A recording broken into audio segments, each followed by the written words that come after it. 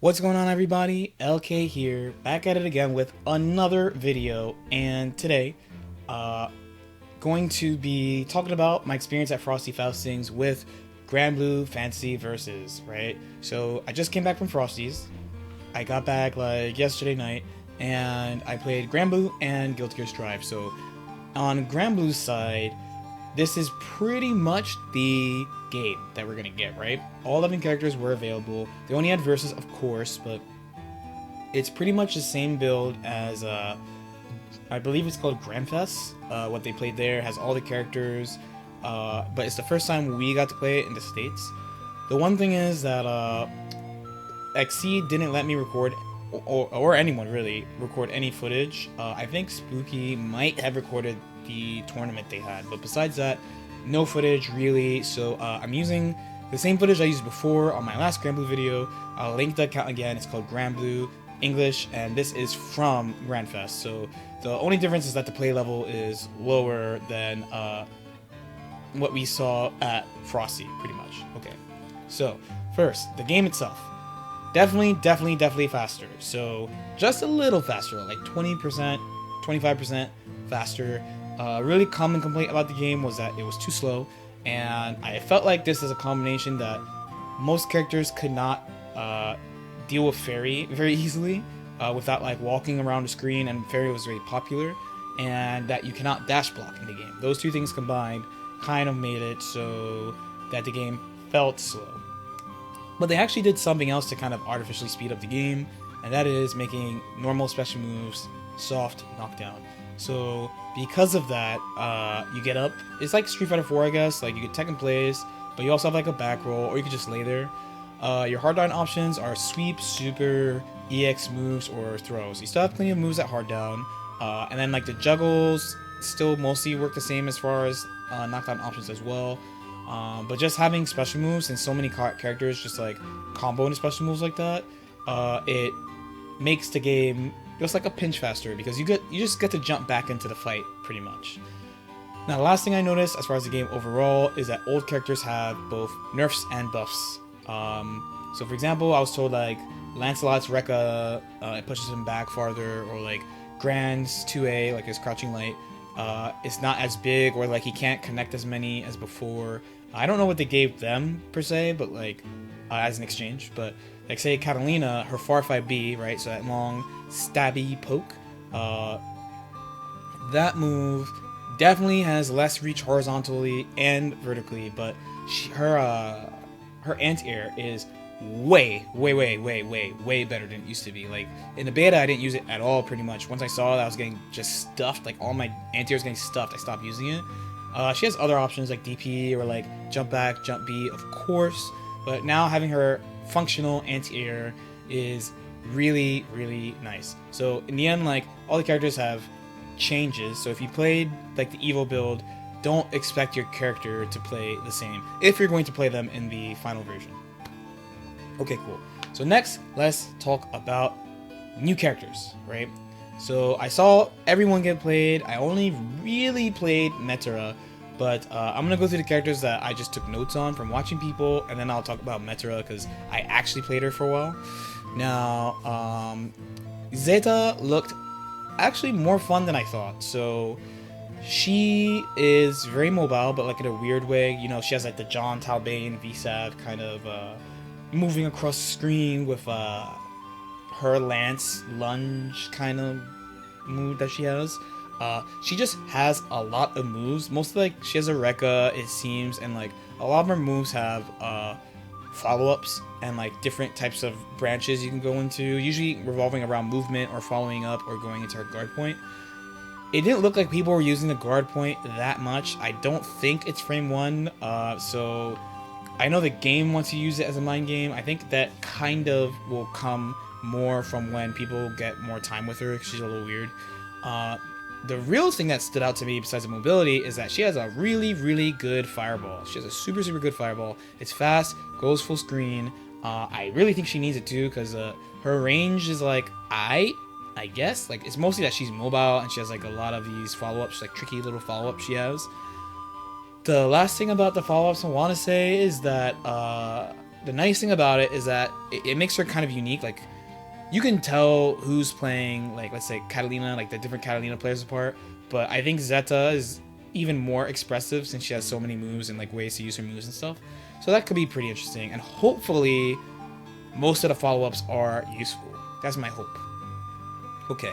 So next is this character, Vaseraga, big boy. Okay.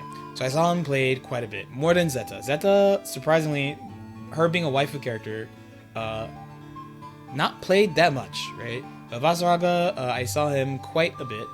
He's kind of weird. So one, he's huge, and he has good range on some normals, but then like really small range on others, and it felt kind of random. Like he has like this really long, for example, low scythe swipe, right? You'll see, I think you see this player use it quite a bit. I believe it's this 2B, it's a crouching medium, right? So that move's pretty big, but then his sweep is like a baby sweep, like he has a child sweep. So there's a 2B, right?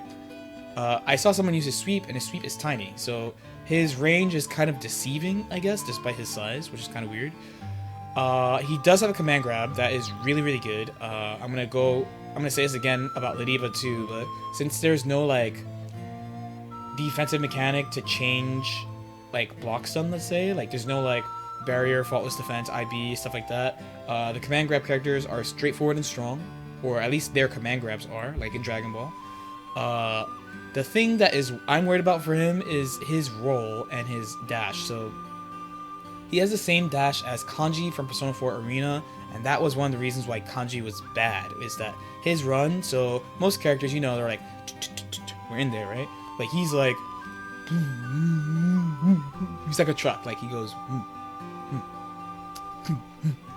right before he goes in. And his roll, where other characters are like right out, he's like, that's his roll. His roll is super, super short. Both of these are pretty worrisome. A nice thing is that he has a way to change his air momentum. He's got like the butt slam right there.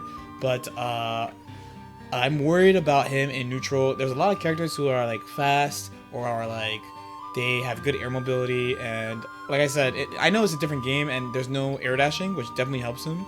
But I'm worried about him as far as like movement. How can he get in on some of these characters or not? But we'll see, because he has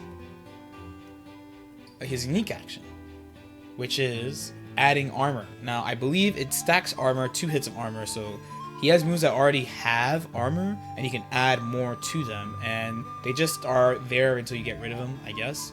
He has moves that guard crush, but it seemed kind of weird. Some of them seem like minus on guard crush. It seemed really, really odd. It's something I definitely have to mess around with when the game comes out. I was kind of unsure about that and how that worked. I remember seeing somebody do a guard crush move and they get punished after the one person's guard was broken. I find that very odd, but like I said, we'll see, right? So next would be Lieve again. So like I said, the immediate good thing about Lieve, command grab character, no faultless defense, no barrier. So when she's in there, she is in there. And I believe in the last video, I was worried about her getting zoned out, but I was told she had a move that goes through projectiles in neutral, which is good. On the offense side, her offense is really, really good. I saw her throw, her normal throw, right? Not her command grab, her normal throw, she just picks you up and puts you in front of her, has frame advantage, obviously really good for her. Her command grab, she gets a safe jump, doesn't do too much damage, but it is a hard down. It's not like she needs like a high-low mix-up of it, like she has poke throw, which is scary enough already, right? She wasn't played that much, surprisingly. I saw more Vaseraga than her, but maybe there just wasn't a lot of grappler players there. I don't know. Last thing, of course, super cool Desperation Super, and it does the most, I believe, in the game by far. It does like 60 or 65% or something like that. It's kind of crazy. Now, last but not least, now I actually played this character a lot. I played her like 20 to 30 games or so. It's Metera, right? So I'm happy to say that this footage definitely does not do her justice. Like, she's very fun, if you like, especially if you like technical characters, but she's not technical in the way of like inputs. So, like I said before, basically the most technical like inputs for like you execution monsters, like there's just links. The links are not that hard. You can definitely hit them, right?